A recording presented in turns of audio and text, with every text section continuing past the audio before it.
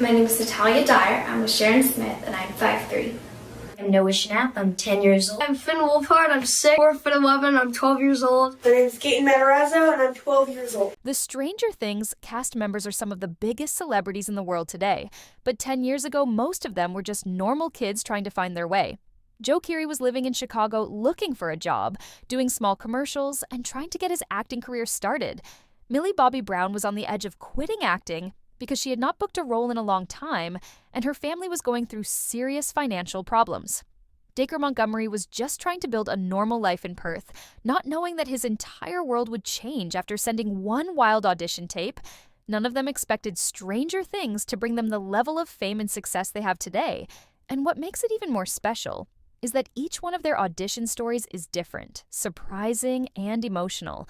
Some actors had a simple audition, while for someone like Sadie Sink, it was almost a miracle that she got selected. I've compiled everything about their audition process in one place.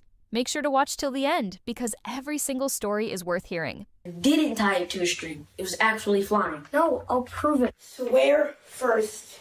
The most excellent promise you can make. This could be the most excellent promise you can make. Most excellent promise you can make.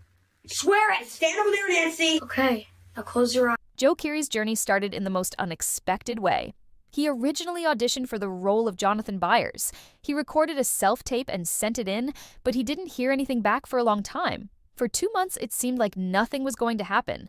Then suddenly, production asked him to audition again, but this time for a different character. Joe sent another tape, this time for Steve Harrington.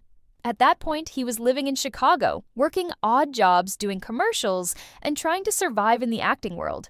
When he watched the Duffer Brothers concept trailer for the show, he felt that the idea was cool, but he kept his expectations low because he was used to rejection. When he started reading Steve's scenes, he felt he understood the character and knew what the Duffers wanted. He also had his own idea of how Steve should be, a bit noisy, confident, but with a hidden softness. After he sent the Steve tape, he Skyped with the Duffer Brothers. Then he waited another 2 weeks wondering if anything would happen. Finally, he got the call and learned that he had been chosen to play Steve Harrington. In the beginning, Steve was written as a straight-up antagonist, someone who was supposed to be disliked, and the early drafts even included Steve dying in Season 1. But Joe's performance changed everything. The writers realized the character had charm and heart, and Steve's entire arc transformed. That is how a job-hunting actor from Chicago ended up becoming one of the most beloved characters in the show. Sadie Sink's audition story is nothing short of unbelievable. She auditioned for the role of Max when she was 14 years old, but the character was written as a 13-year-old. When casting directors saw her initial audition, they rejected her and told her she was too old. The audition process for Max, I want to say it took place over a month. I think at one point they thought I was going to be too old. But I was just like, no, just give me more material. Like, I want to go in again. And then I did, and we did a chemistry read. And I got there, and we were all the same height and the same age, and they had nothing to worry about. She didn't even get to meet the Duffer Brothers at that point, but Sadie refused to accept the rejection. She begged for another chance. She recorded a second self-tape, this time with a lot more attitude and confidence. That tape finally pushed her into the next round.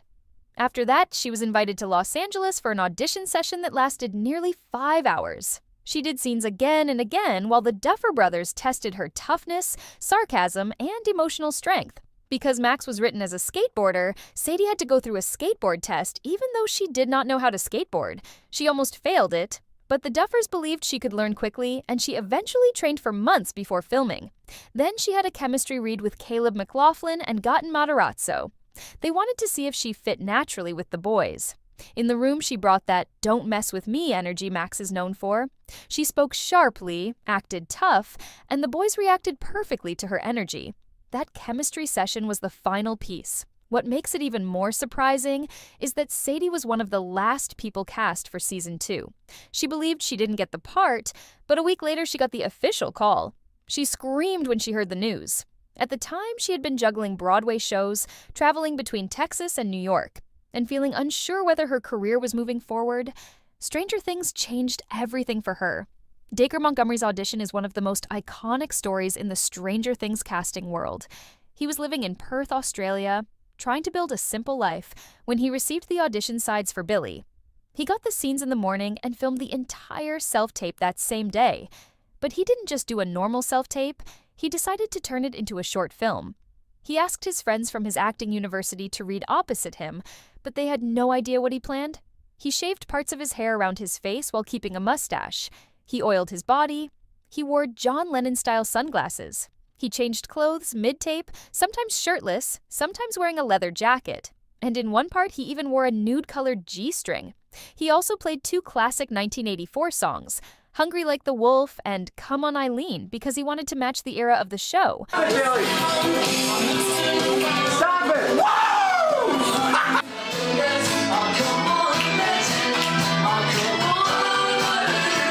At some points, he even held the iPhone camera himself and kept it rolling longer than necessary. It was chaotic, bold, and broke every accepted rule of self-taping, yet it somehow worked. A casting coach later said Dacre's tape broke every rule and yet was the best self-tape I've ever seen. The Duffer Brothers watched his tape, loved it, Skyped him shortly after, and offered him the role. Charlie Heaton's journey to Jonathan was much quieter. He had almost no formal acting training. He had previously worked as a musician and moved from Leeds and Bridlington to London to find opportunities. He sent in an audition tape, hoping for the best. Then he received an invitation for a Skype interview. He did the interview while sitting in a Byron Burger restaurant in Hammersmith, which he later called the weirdest thing. During the call, he spoke with the Duffer Brothers about his life, working-class background, being introverted, being obsessed with music, all qualities that fit Jonathan perfectly. Ross Duffer later said they were looking for someone mysterious, edgy, a bit eccentric but gentle, a loner with heart, and when they watched Charlie, they felt relieved because he fit that combination exactly. After the Skype, Charlie was flown to the US for a screen test, and soon after he got the role. Millie Bobby Brown's audition was emotional in every way. Before Stranger Things, her family was in deep financial trouble. Millie faced rejection after rejection and even thought about quitting acting completely. She lived in a small rental home in Los Angeles, doing schoolwork between auditions. When she first auditioned for 11, she did not know much about the show. The casting team asked her to try an emotional scene again to see how far she could push her feelings. Millie performed one of the most powerful crying scenes they had ever seen from someone so young. She showed fear, pain, and vulnerability with surprising depth. She also did everything, including her Skype call with the Duffer Brothers in a flawless American accent, so much so that they forgot she was British. You can't.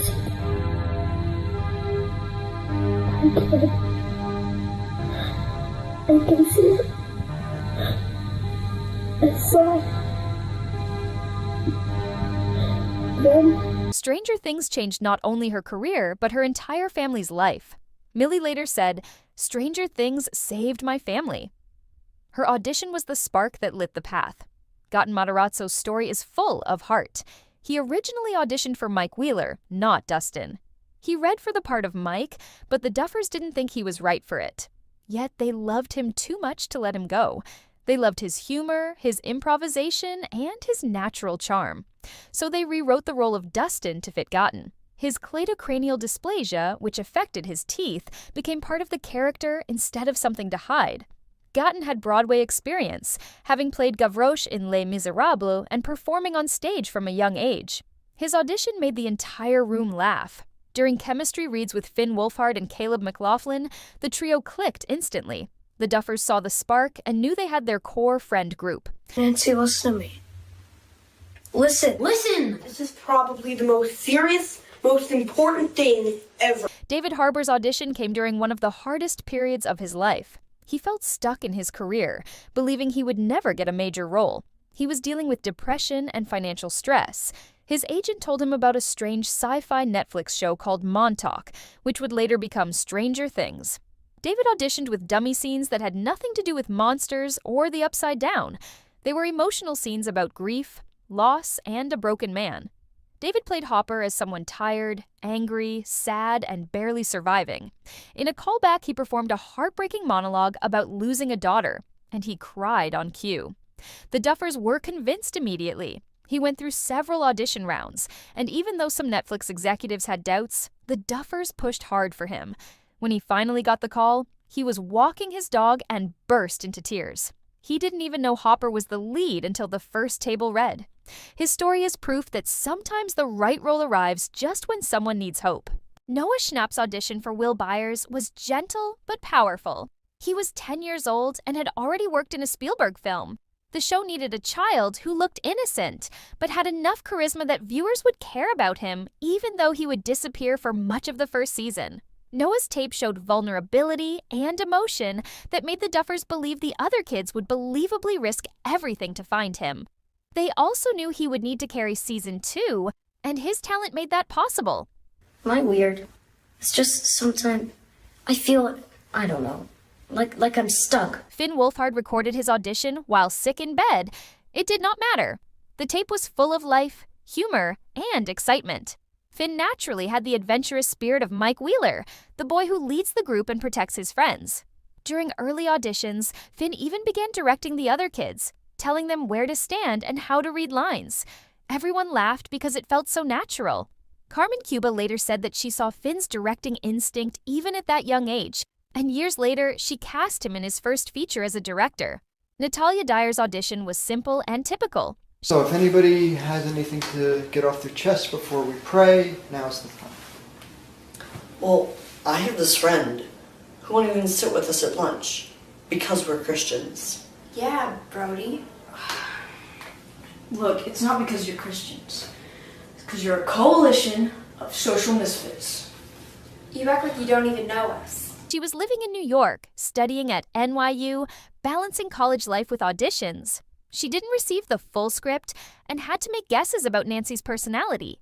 She felt unsure about her performance and thought she messed up, but she got a call back and then a screen test. She didn't feel confident until she started receiving scripts during filming and saw Nancy's arc unfold. And finally, she got her role as Nancy. The casting for Vecna was unique because the character didn't fully exist yet. They needed someone tall, thin-faced, and capable of playing two linked versions of one character. They couldn't reveal any story details, so they used fake scenes from Primal Fear and Hellraiser for the audition notice. Jamie Campbell Bower auditioned with those sides and delivered a performance that combined Stranger Things energy with the tone of those films. His physicality, voice, and intensity stood out immediately, and he became the face of one of the show's darkest villains. So what do you think about your favorite actor's audition process? Make sure to leave your opinion in the comments below, and don't forget to like and subscribe to our channel for more interesting videos like this.